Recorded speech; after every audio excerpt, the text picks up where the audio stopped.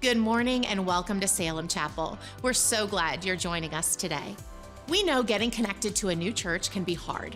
If you're new to Salem Chapel, or if you've been coming a few weeks and are ready to take your next steps, we would love to make that as easy as possible. There are two ways we can help. First, if you're here in person, stop by the Welcome Center on your way out. Or second, you can visit salemchapel.org/hello at any point this week. Once you do either of those options, one of our staff members will follow up with you later this week to help you get connected here at Salem Chapel. Are you a parent and want some intentional time with you, your child, and Jesus? Mommy and Me Worship is a time to give you and your children a chance to play, learn, and worship together. In this class, we will use instruments and motions to teach your little ones what praise is and that they can praise in various ways. We'll also give you tools for worship time at home so you can be intentional about discipling your child at home. Registration for our next round of Mommy and Me opens tomorrow morning at 9 a.m. You can sign up at salemchapel.org/events. God has been moving through our Restore ministry as people have begun to see how Jesus makes a difference in their normal, everyday lives.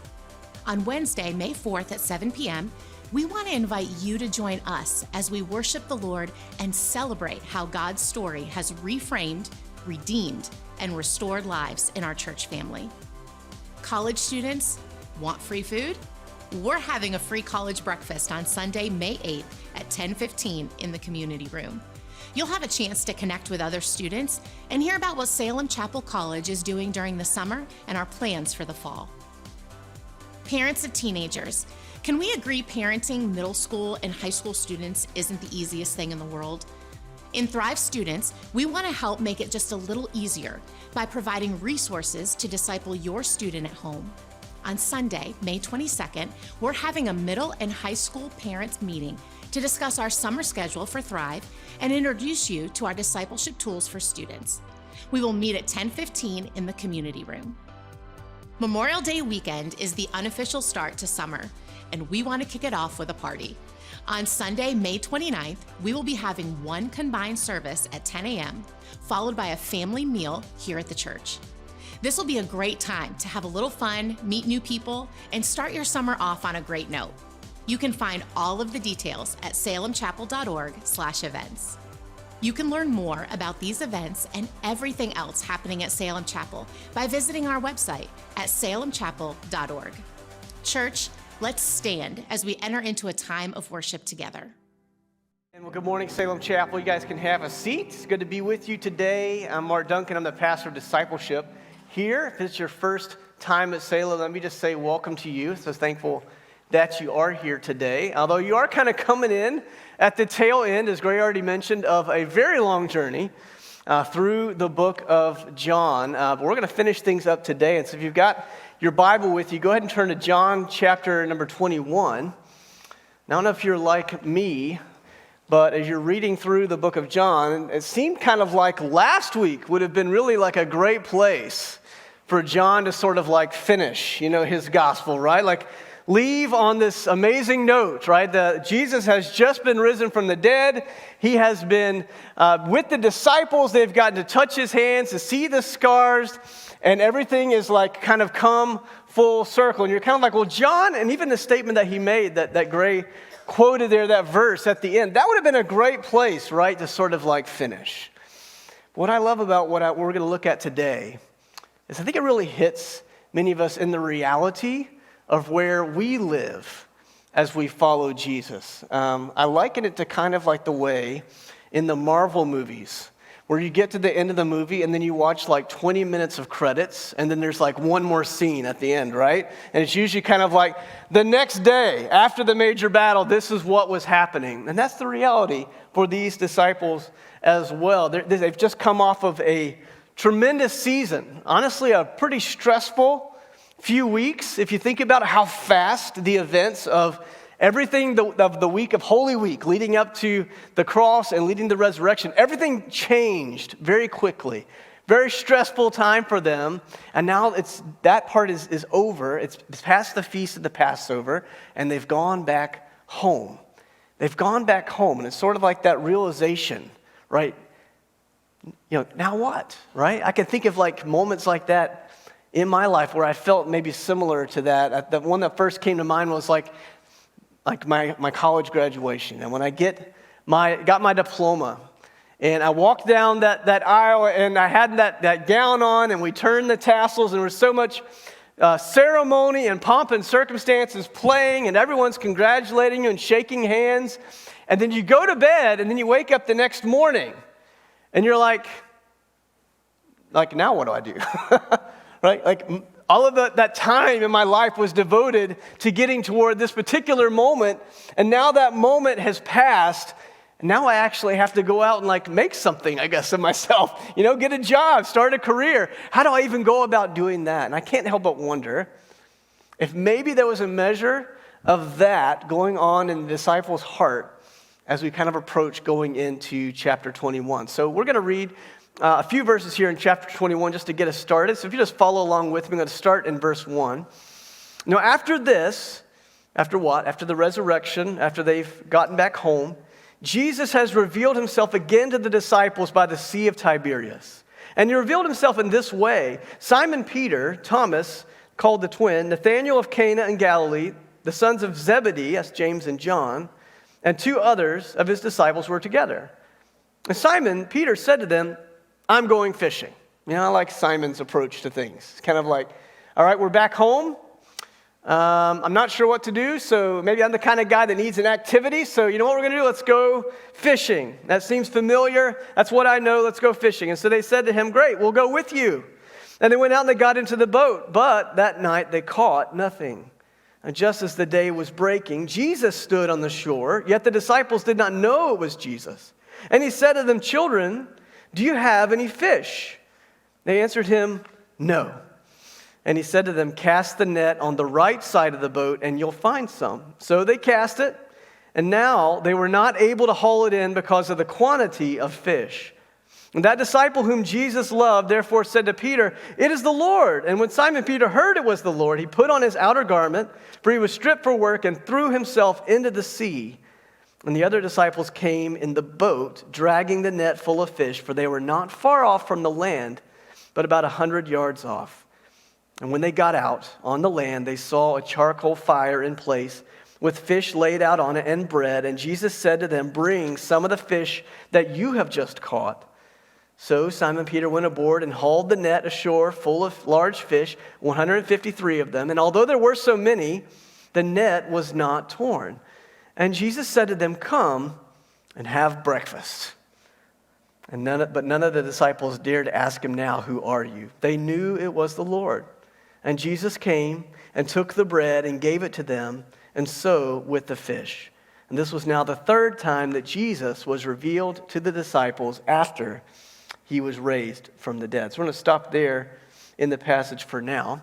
And I think it's an interesting snapshot into what happened after all of the big events that the disciples went through, into like what the everyday reality in many cases is for us as well, as people that would say, hey, I'm trying to follow Jesus. I'm trying to do what he would have me to do. And like my day doesn't seem as like, my life hasn't seemed like full of such big events as like the disciples, right? Like they've witnessed amazing works that Jesus has done, miracles. They've seen the lame walk. They've seen the blind be able to have their sight returned to them. They saw him be celebrated as he was walking into Jerusalem, and they saw him nailed to the cross, and they saw him arisen.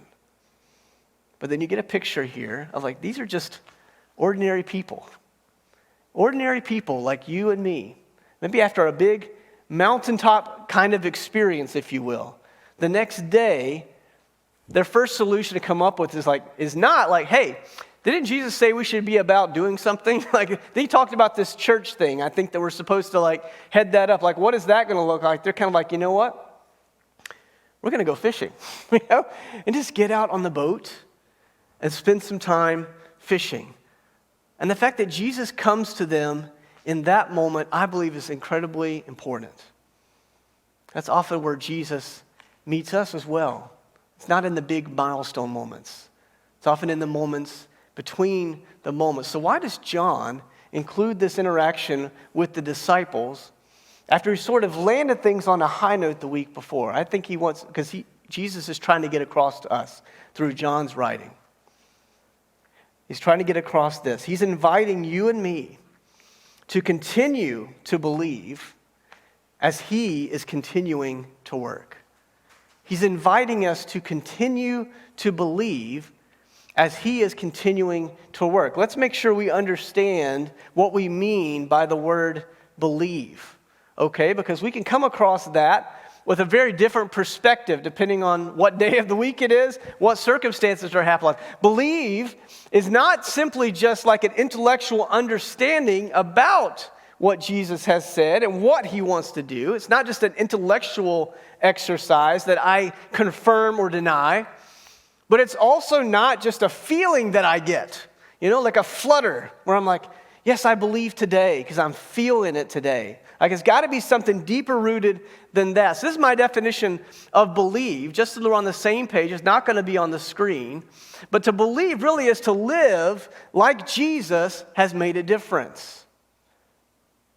It's really, faith turns into belief when you start taking steps, right? When it has an impact in the way that I live. That's what it means to believe. And so when we say that Jesus is inviting you to continue to believe, as he continues to work, what he's inviting you to do is to express that and live it, right? To see a difference in the way that you live. And I find this interesting that he's choosing to highlight this, and the disciples are doing a very normal kind of a thing. They're not doing an amazing like church leadership type of activity here. They're just fishing. They're just out there fishing, and Jesus uses that interaction to reveal a few things that he wants us to believe, what I believe he wants us to believe about him in every season of our life. And this is the first one. He wants us to believe that Jesus will continue to meet me in the miraculous and in the mundane. In the miraculous and in the mundane. You know what's really interesting about this story, if you go back and look through it, and the way that Jesus is described. Does this sound familiar to you? This whole interaction with the nets and the boat and the fish? It should. It definitely sounded familiar to the disciples. Why? Because this happened at the beginning of their ministry, right? When Jesus first came to call them, Luke records this in chapter 5. He came and he found the guys that were fishermen by trade. And what were they doing? They were sitting on the shore. What were they doing? Washing and mending their nets. Why? Because they didn't catch anything. And he asked them, like, hey, did you catch anything out there? Like, nope, we were out there all night. And then a very familiar exchange of like, did you try putting the net on the other side of the boat? Now listen, I'm not a fishing expert by any means. Certainly not in ancient Israel fishing tactics. But I have to wonder if they didn't think about trying the other side of the boat, okay? It's not like we only fish on one side. It's like, why not throw it on the other? And I don't think Jesus is trying to be sarcastic and smart about it at all, but something in that first interaction. When Jesus said that to them, did you try putting the net on the other side of the boat? They're kind of like, we tried everything we knew how to do. But because you said that, I guess, guys, put the nets on the boat. We'll get back out there. We'll give it another shot. We'll see what happens, and then, right, bam, right, all the fish came in. So you have to wonder, after that, even though they didn't recognize Jesus right away, which I find that's interesting as well. I don't know why that is. Maybe it was foggy that day. For whatever reason, they didn't recognize him in the moment, but when he started talking this way, it started sounding really familiar, right? And once he called them to respond, and they obeyed, and they obeyed his word, then the outcome was more than they could ask or imagine. He was meeting them in what was a very normal moment, but identifying himself in that place. The reason I think that is significant is oftentimes we look for Jesus in the big moments, and we miss out on the everyday. It's kind of like, I don't know if this is true for you, but I was thinking back to the big moments in my childhood. Like the biggest memories that I have. Sure, I have a few memories where like we went to Disney World or something like that. And I remember that activity that we did. Or maybe I remember a vacation that we took, a long road trip. And when we got there, like we stayed in this hotel. And I remember some of those things, but that was not the bulk of my life as a child. Those are not the memories that I think of when I think of my family. I do remember riding to school every day in my dad's Volkswagen Beetle, and with the floorboard in the front passenger side sort of rusted out so you could see the highway through the floor, all right? I remember that. Probably kind of a traumatic memory, if you think about it. I remember my mom's patience with all of the animals that I brought into our house as a kid, and I also remember when she lost her patience because of the same thing. I remember doing stupid things with my brother, like shooting arrows straight up in the air and trying to dodge them when they came down. Please don't try that. I remember when my sister was born, and I was 12, and I was entrusted as the built-in babysitter, all right? I remember those kinds of things. Those were the everyday kinds of things that I experienced. And if you think about that, that's the bulk. That's really the bulk of our life, is it not? Our everyday kinds of things. And that's why I love that Jesus came to them not in a critical moment, right? Certainly he was there in many critical moments before that, but this was in an everyday moment. When they were fishing, maybe they were tired and they just wanted to blow off a little steam. I don't know. Maybe they didn't have any cash and they needed to sell a few fish, to kind of be ready for the week ahead. We don't know. But Jesus met them in that place. And for most of us, more of our life is experienced in the valleys of the mundane than on the peaks of the miraculous. It's just true. It's not a limit of Jesus' power. His power is not diminished in the regularity of your days any more than it would be diminished on a Tuesday as opposed to a Sunday. Do you believe that? Does that make a difference in the way that you live your life, that his power is the same in those big moments where you can look back with confidence and say, wow, just like we sang about, look what the Lord has done. Look what he did. Those are important things to celebrate. I would say even to memorialize and to write them down, to journal, however way you want to do that so you can remember, but there's so much regular part of our life. And Jesus isn't sitting back in the corner. He's deeply invested in those as well. Jesus is not only working when the nets are overflowing. So what does he do when he's out there? He's meeting them, first of all, where they are. He came to where the disciples were. I find that significant too. Jesus doesn't stay where he is and hope that you find your way to make some time for him. But he comes into the mundane, into the normal part of your day with you as well. And he has plenty to say. And he has power to work in that. I don't have to go look for Jesus. He's already there. He's in the big moments, in the big troubles. And he's there in what feels like insignificant moments. You might be in a season right now that feels relatively insignificant. I don't know about you, but I feel like there's sort of a cultural response to kind of coming back from being locked down in culture. And then I think many of us kind of got overwhelmed with coming back to everything at once. And we sort of try to process that and just try to work through that. And for many of us, it's just kind of like, I'm just trying to figure out what normal is. I don't know what that is anymore. I'm just trying to make it. I'm just trying to get by today. Jesus is with you in that as well. It may feel normal to you. It may feel silly to you that you're having to kind of figure out your schedule and rearrange your family structures again to figure out how things are going to work. It may feel silly to you that you're doing that, but Jesus is in there even in that detail. But no, also Jesus is standing on the shore while the disciples are out there working the nets. He sees them striving. I don't know how long he was on the shore, but they were out there all night. So imagine he was there for a while. He saw them out there. He saw what they were doing. I don't think Jesus was sitting there trying to look at them with judgment and be like, look at those guys. How foolish they are. If they just pay attention to me, if they just take a moment to stop and ask, I would take care of that for them. He's not doing that at all. He's not judging them in any way. But he calls them out. What does he say? Have you found any fish? Have you found anything? Reminds me of other language that Jesus has said before, other questions he's asked.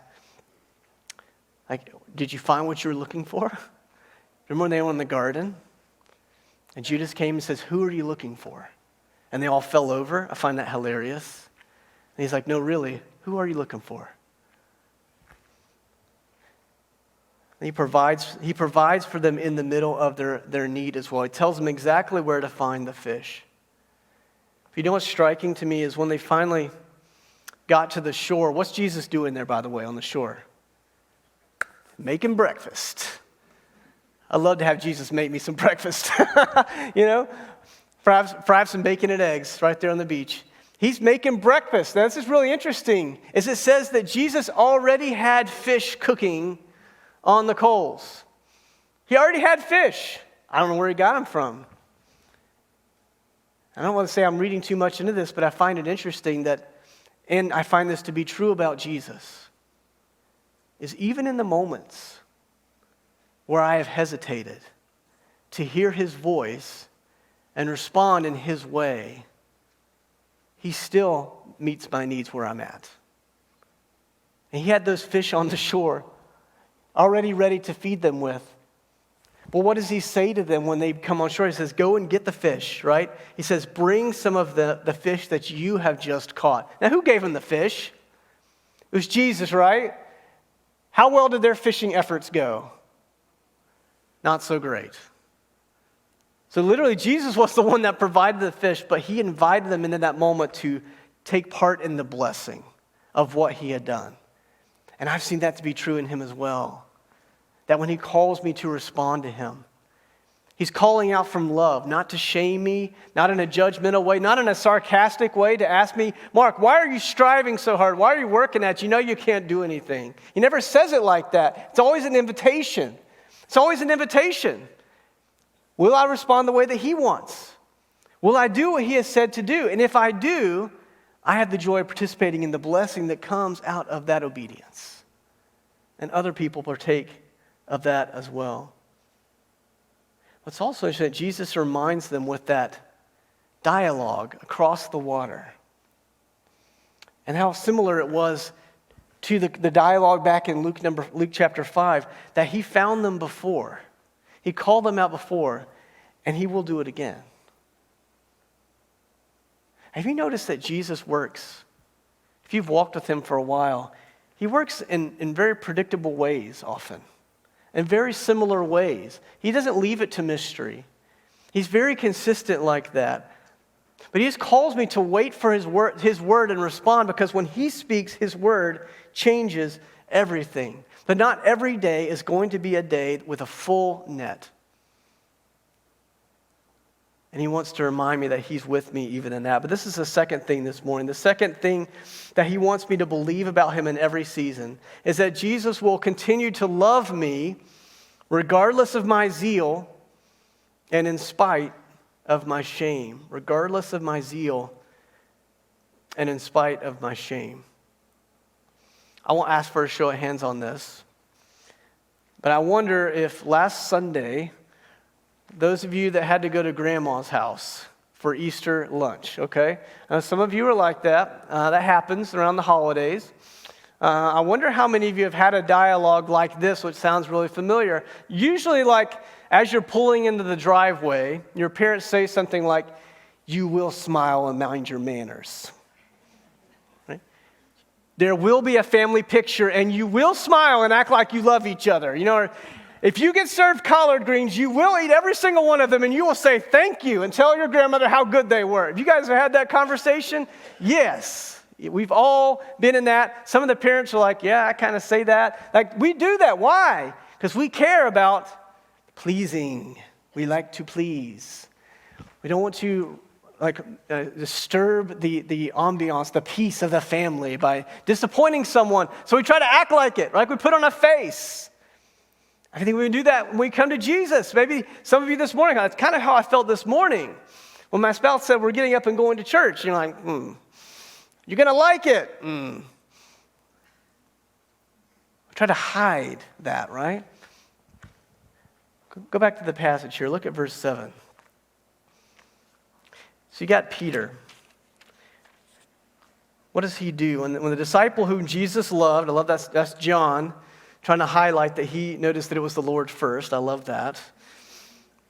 Middle of verse 7. When Simon Peter heard it was the Lord, he put on his outer garment, for he was stripped for work, and threw himself into the sea.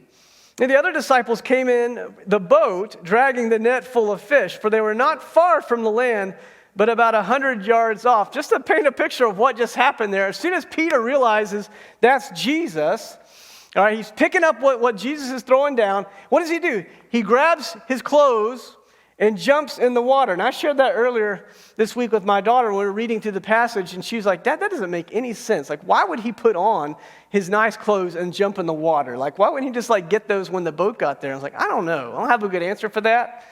I don't know if maybe Peter thought there was going to be hugs, and it's just always easier to hug someone when they got clothes on, and we can be honest. So I don't know. Maybe it was something like that. Maybe it was like, it's his favorite outfit, whatever. Puts on the cloak, jumps off. And I love that the Bible says they were only a short distance from the shore. It was still 100 yards. How many of you swam a football field this morning before you came into services, right? That's not something I could do. Jesus had to perform another miracle right there in the sea. I wouldn't make it very far. Peter's like, you know what? You guys can just use the boat. I'm going to swim. I do kind of wonder who got there first, though, and who was out of breath. And Peter, in his zeal, his excitement for Jesus, jumps into the water. He can't get there fast enough. But notice what he sees when he gets on the shore. Verse 9, they got out on land, and they saw a charcoal fire in place with fish laid out on it and bread. Why am I highlighting that? You know that the charcoal fire and that specific detail is only mentioned 2 times in Scripture. Do you know when the other time was? It was the night that Jesus was on trial, and Peter was standing by the fire warming himself. And what's he saying in those moments around the fire? I don't know him. I never knew the man. In fact, he uses profanity. He's so upset and insistent about it. I do not know that man. Stop accusing me of that, while he's warming himself around the charcoal fire. So please, you need to realize something. While the other disciples may have simply got out on the shore and sat down and they're kicking back and joking and laughing and they're eating, I think Peter's eyes are glued onto that fire. This brings up a very different experience for him in that moment. But he continues on. Jesus says, bring me some of the fish. We talked about that. So they got the fish, and they're serving him. And Jesus says, verse 12, have breakfast. But none of the disciples dared ask him, who are you? Because they knew it was the Lord. So Jesus came, and he took bread and gave it to them. I think that even was probably a moment. It's the last time that Jesus was breaking bread with them, was back at the Passover before his body was broken. He took bread and gave it to them, and so with the fish. It was the 3rd time Jesus was revealed to the disciples after he was raised from the dead. All right, but keep going. Now he's going to have a private conversation with Peter in verse 15. When they'd finished, Jesus said to Simon Peter, Simon, son of John, do you love me more than these? And he said to him, yes, Lord, you know that I love you. He said to him, feed my lambs. And he said to him a second time, Simon, son of John, do you love me? And he said to him, yes, Lord, you know that I love you. And he said to him, tend my sheep. So he said to him a 3rd time. And you got to wonder if that 3rd time didn't hit just a little different, right? Simon, son of John, do you love me? And Peter was grieved because he said to him the 3rd time, do you love me? And he said to him, Lord, you know everything. You know that I love you. And Jesus said to him, feed my sheep. You know what's so beautiful about that? It'd be easy to just kind of skim over that.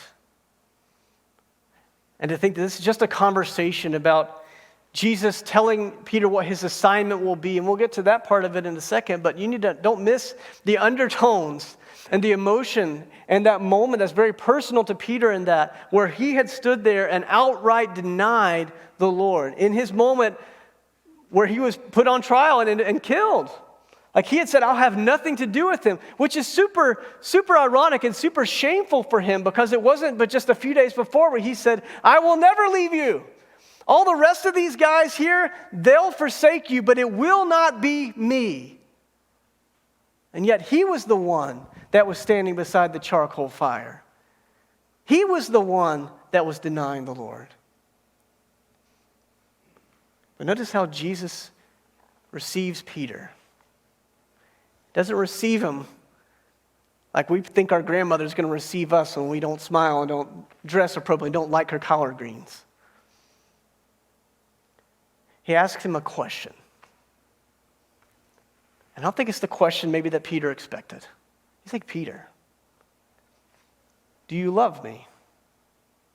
I know you're zealous for me. I can see your excitement. You're still dripping with excitement, literally. But do you love me? Notice he didn't say, Peter, are you going to let me down again? Peter, are you going to fail me again? I can't stand failure. We got important things to do. I need you to be on my side. He doesn't say any of that. He asks him what? Do you love me? What Jesus' greatest desire for Peter and his greatest desire for us is something that he said way back in John chapter 15, which you looked at many weeks ago. It says in verse 9, as the Father has loved me, that's Jesus speaking, so have I loved you. And then he says these three words, abide in my love. I guess that's 4 words. Abide in my love. Remain in my love. Live as if I have made a difference in your life because of my love. Not because I'm easy to work for. Not because you want to impress me. Not because you're obligated, because you are loved. Do you believe above all else that your life can demonstrate that you live as someone who is fundamentally, without restraint, loved by God? Do you live as someone that is loved? Why is it so hard for us to abide in that reality? And we carry on the shame. And we walk around embarrassed because of our failures. And we feel that when we come to the Lord, it's like coming to someone else who's going to look at us and make a snap judgment. When Jesus is like, is it finished or is it not finished in your life? Did I not put that to death already on the cross? Did I not raise again so that you don't have to walk around in the burden of shame? Do you love me like I love you? Why is it so hard to do that? This is a quote from Francis Schaeffer. He was a Christian thought leader back in the 60s, but he said this: we do not need to bear our guilt, nor do we even have to merit the merit of Christ. He does it all. So in one way, Christianity is the easiest religion in the world. But now we can turn that over because it's actually the hardest in the world for the same reason. The heart of the rebellion of Satan and man was the desire to be autonomous. And accepting the Christian faith robs us not of our existence, not of our worth, but it robs us of being completely autonomous. It is hard for you and I to live as if Jesus has made a difference, to live in light of the love that he gives, because we, on some level, want to kind of make it on our own.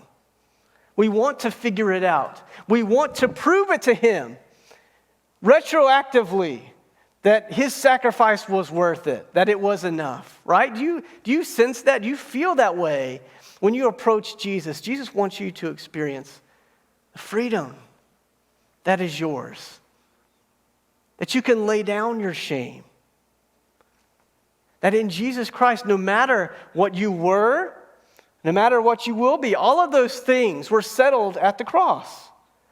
And that when God the Father looks at you, he sees Jesus' righteousness. He sees you dressed in what Jesus has done. And it is pleasing to him.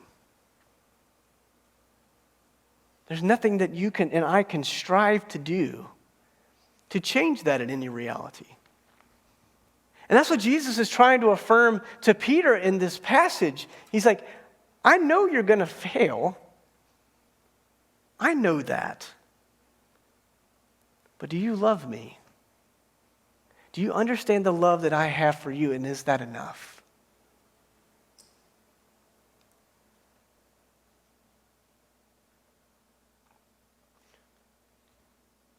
Do you believe that you are loved this morning?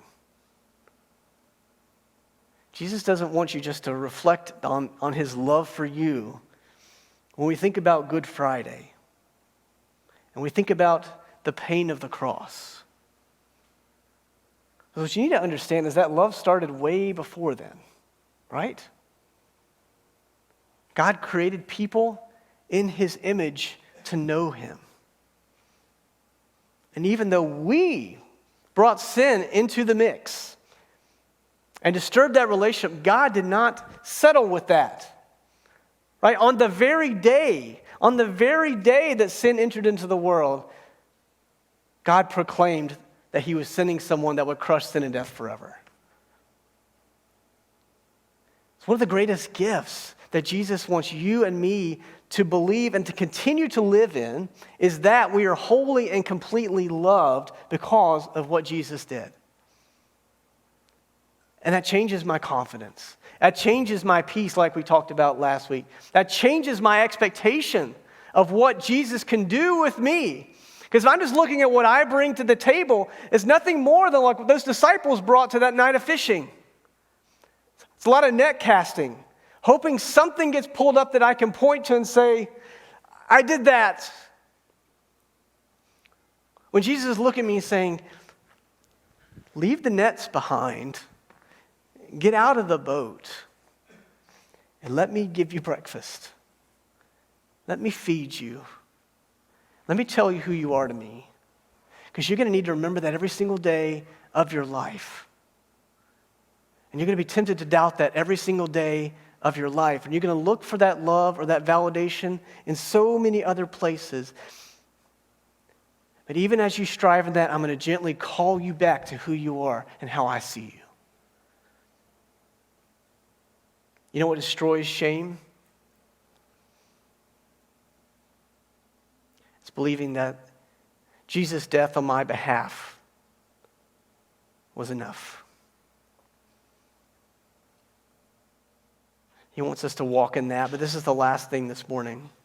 As we continue to believe, as we abide in that Jesus will continue to call me to boldly lead and to humbly follow. To boldly lead and to humbly follow. Go back to what Jesus was saying in response to Peter there. As he was saying, do you love me? And he said, yes. Every time he responded with something very similar. He said, tend my sheep. Keep my sheep. Feed my sheep. Feed my lambs. What's he talking to him about? Right? He's talking to him about what he's going to be doing. Peter, you're no longer a fisherman.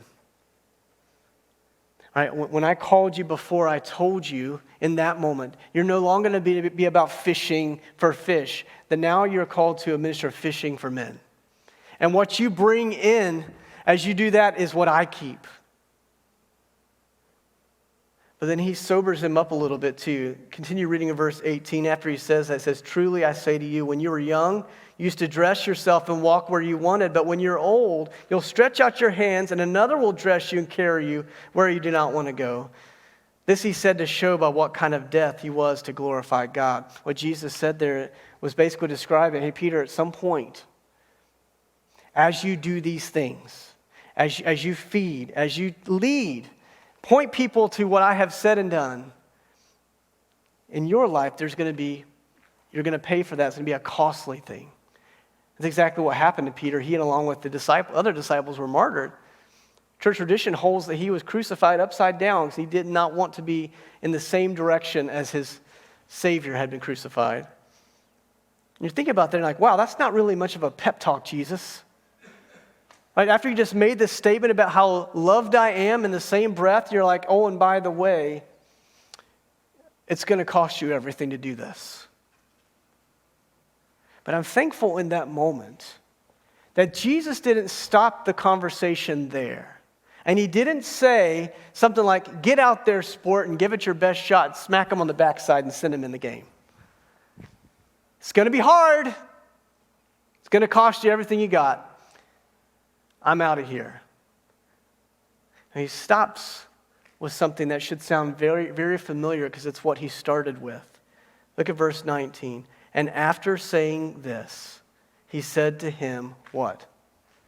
Follow me. Follow me. Why follow me? Jesus is trying to make a point.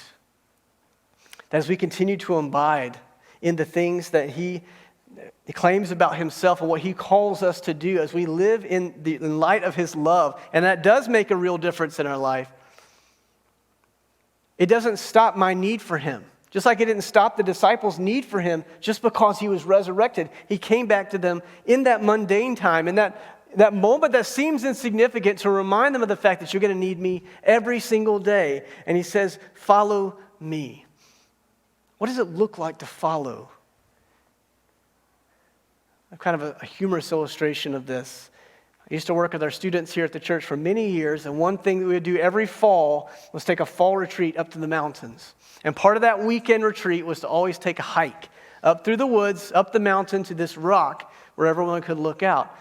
I say it's humorous because every year we would go, and I think maybe one other group than us probably hiked that trail every year. So, and they didn't mark it. The only way you had to know how to get there is you had to have gone there before. And so we would go out there to hike. It'd be like me and like a few leaders and like a line of students behind me, and we'd be hiking up the mountain. And inevitably, it was usually always a middle school boy or two or three that did this. They would get tired of walking in the line behind the leader of the line, usually me. And so they would help themselves to run ahead up the path. And I'm watching them, as a leader should, right? And they're going ahead, and I see them kind of go around this turn, and then they're pointing over here, and they're going this way, and I see their little heads over there, and then I see them all of a sudden stop. It was always, I just let it happen, because it was humorous to watch. They would always stop in the middle of the trail, because they'd always inevitably found a place where the leaves had just like dumped right there in the middle of the woods, and you couldn't see the trail, and there was no marks, and they're just standing there looking around like this. And you see them talking to each other, and finally they just decide to stand still, like in shame. And we would catch up to them, and you know what they would do? They'd get in line behind me, and then we'd start walking. And it was great because we'd be walking, and I'd be like, hey, look out for this slippery rock. And the kid behind me would be like, hey, he said look out for the rock. And this guy behind me would be like, look out for the rock. And they pass it down the line and be like, oh, step over this root. Step over the root. And they pass it down the line. They would not go past me anymore. Why? Because they didn't know the way. When I am following, I don't know the next mile. I only know the next step because I'm looking at the guy that's in front of me. When Jesus says to follow me, it's not a theoretical exercise where I try to aspire to follow Jesus. I will model my life after Jesus. That's a part of it, modeling, but it's also being obedient to what he's saying. It's being ready to respond and also simultaneously being okay that I don't know what the next 3 decisions are supposed to be. I only know what he's saying today. How do we carry forward and believe like Jesus makes a difference? By following Jesus. I love that's where he started in the book of John, and that's where he's ending. It's not more complicated than that, and yet we've made it so. It's what it means to be a bold leader on a bold mission. To make disciples. When you and I, if we're honest, we don't really feel like we're all that there yet, right? Who am I to make a disciple? What do I know? You might be the kid that's just ahead of me. You at least have one step ahead, right? Let me ask you this morning, as you reflect on Jesus meeting us in the miraculous and the mundane, Jesus wanting me to remember and to live in light of his love that's unchanging in exciting seasons and in very normal ones. And that remembering that Jesus he invites me to follow him. That's how I lead bravely. That's how I'm on mission, is by doing what he's doing. Let me ask you, are you still out in the boat? Are you still out in the boat? Is it time to put the net down and row into the shore and sit with Jesus for a minute and let him tell you who you are? And listen as he tells you how he wants you to respond. Let's pray. God, we thank you for Jesus. We thank you that he is unchanging. He's the same yesterday, today, and forever. God, that's in the mountaintop moments, and it's in the very mundane moments. God, you are speaking. You are working. I pray we would not lose heart, God, when it seems like you're not moving as fast as we want you to, or in the way that we think you should. And we would just trust that you know where the destination is. You know what you are making us into. As we abide with you, walking hand in hand, God, can we follow step by step?